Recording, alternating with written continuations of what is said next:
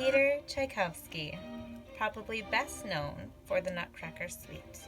It was during his composition that the ballet of the Nutcracker was not the most important part. Previous to Tchaikovsky, the music was just an aside to help with the dancers. However, after Tchaikovsky, people wanted to listen to the Nutcracker music for the sake of the Nutcracker music, and not necessarily for the ballet itself. This was kind of a change in the Romantic era. Tchaikovsky was born in 1840, and he lived until 1893. Again, his music was in the Romantic era. It was very imaginative and fanciful, particularly as you think about the ballets that he played. He could play cheerful music, he could play intense music, playful music, romance music, and sad music. You'll hear different cheerful music, particularly during the Nutcracker. Some of his intense music is in the Overture of 1812, where he uses actual cannons and church bells to give the feeling of a very intense and celebratory song. Some of his playful music might be considered more of his dance music, such as in Swan Lake or Sleeping Beauty. In his overture for Romeo and Juliet, there is some of the most romantic and love music that we have. His final piece, the Symphony No. 6, the Pathétique, was a very sad piece. It gives a lot of feeling of deep inner emotion. He did incorporate some Russian folk tunes throughout his music. He has a couple of concertos that have some beautiful and interesting melodies, which is not always the case in romantic music. And during this era is when composers kind of took the lead to have personal compositions, things that came from the heart that were an expression of their own emotions, not just commissioned works. Additionally, there's also some dance music during Tchaikovsky's playing, which is just beautiful. Some of the timeline events that happened during his life, just to kind of give you an idea, the brothers Grimm were writing their famous fairy tales. They're from Germany. There was the American-Mexican War. Queen Victoria married Prince Albert. There was the Great Potato Famine in Ireland, the Communist Manifesto, which is part of our timeline song, the Gold Rush in USA, Otto von Bismarck is another one of our timeline ones, and the Civil War, which we called Lincoln's War during our timeline. We'll get to his well-known pieces in a moment. For the personal life of Tchaikovsky, he was actually born in a well-to-do family. Because of that, his family was able to give him personal piano lessons from the age of 4 to 10 years old, and after that they sent him to law school from the time he was 10 to 19 years old. After he had worked in a law firm for a few years, he decided to quit and go to music school at 22 years old. During his life as a composer, he had a patroness called Nadezhda von Meck. Patroness von Meck was interesting in that she required that Tchaikovsky never actually come to see her. So they did write letters and actually became good friends via that route. Because of her patronage, he was able to travel both the U.S. and in Europe. And while he was in France, he brought a new instrument home called the celesta, which can be best heard in the dance of the Sugar Plum Fairy. While he was in the U.S., he was able to conduct some orchestras in Carnegie Hall. And actually, Andrew Carnegie would introduce him to people as the uncrowned king of music. As a person, Peter was very sensitive. He would sometimes take offense or be upset about things that most people would not consider a difficult thing. He also had some hypochondriasis.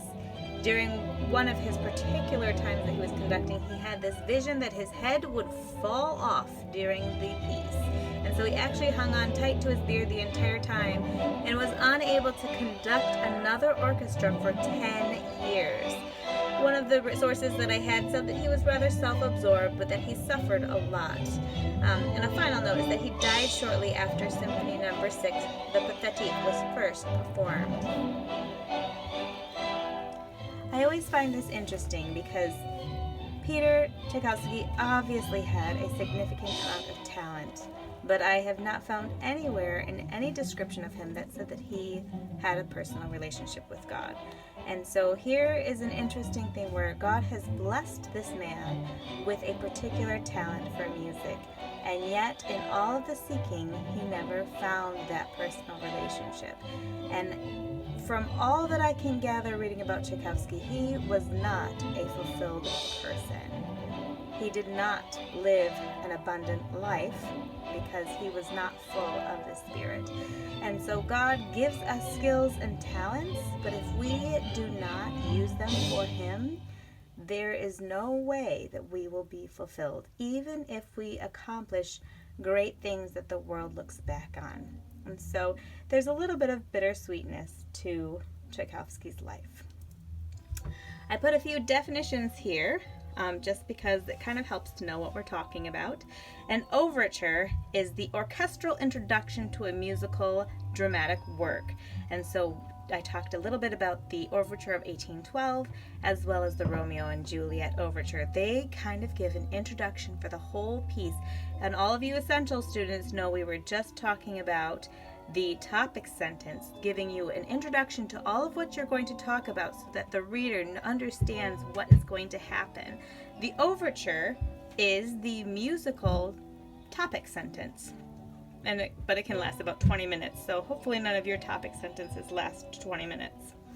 A sonata is an instrumental musical composition, typically of 3 or 4 movements in contrasting forms and keys.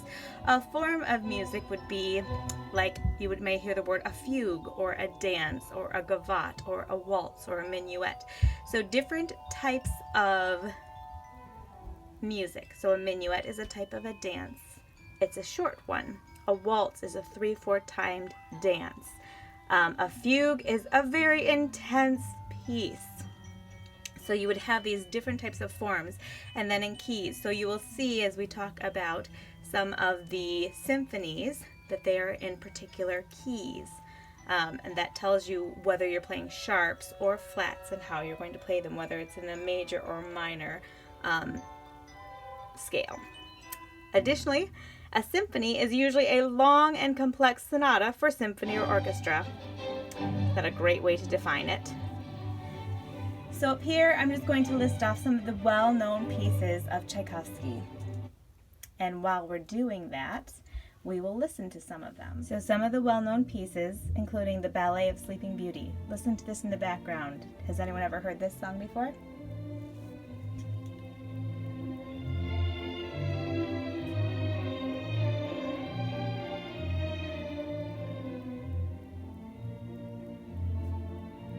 This is a waltz.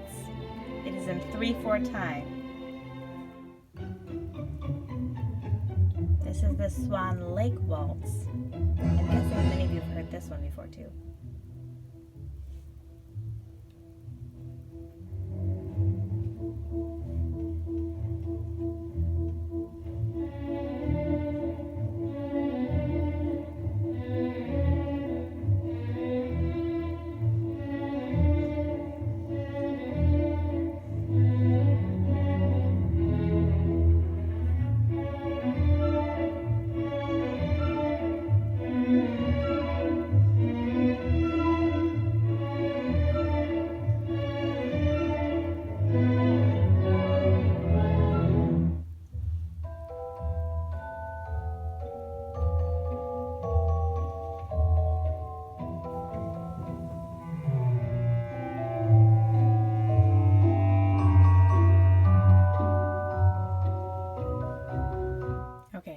Play for you the ending of the 1812 Overture.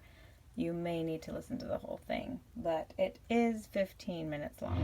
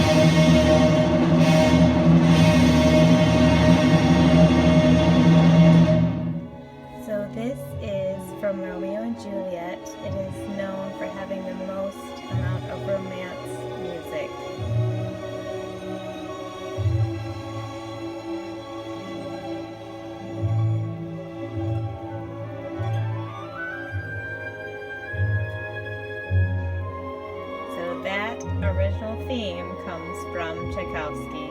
He is the original composer of that little bit. I'm not going to play pieces from Symphony Number 1 in G minor. However, when you listen to it, many people think it does make them feel like they are in the middle of a winter dream. I put Symphony Number 4 in F minor. That was important because he composed that for his patroness, Madame von Meck. And then I put Symphony Number 6, and there will be a link to the YouTube in there for the fourth movement of the Pathétique. That name was given by someone else. They gave Tchaikovsky a couple of names for the Symphony Number 6, and he actually didn't approve of any of them, but he died about 9 days after the Pathétique had been performed for the first time. And so he didn't really get to oppose that name for very long. And I think because he had died, and it's such a very dramatically sad piece. If anyone has ever had a hard time in their life, I think this music would speak to that and how they feel. There are different emotions of intensity throughout that entire piece. It is 10 minutes long. I would encourage you to listen to it. I have a feeling that most of us parents will have a little more relationship with that song than some of our children. I put the concertos down there because these were known for having some very beautiful and interesting melodies. The Violin Concerto in D major and the Piano Concerto Number 1 in B flat minor. The major and the minor have to do with what scale is used during the music. We have not talked about scales, but we can talk about them at another time. D major would mean that you have 2 sharps. The Piano Concerto Number 1 in B flat minor would have 2 flats in a minor scale. I have a list of YouTubes that I will be sending. As anytime you use YouTube, there are commercials and things that are not sent from me, so if you watch them, use your best judgment. However, the pieces are quite exciting. I will add a few notes on a few of the pieces where I think there are some interesting parts, especially if they are particularly long.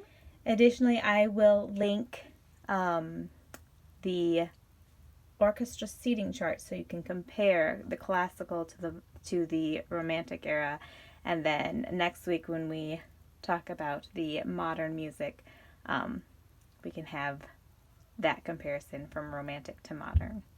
All right, I hope you guys have a fantastic week, and I look forward to seeing you next week.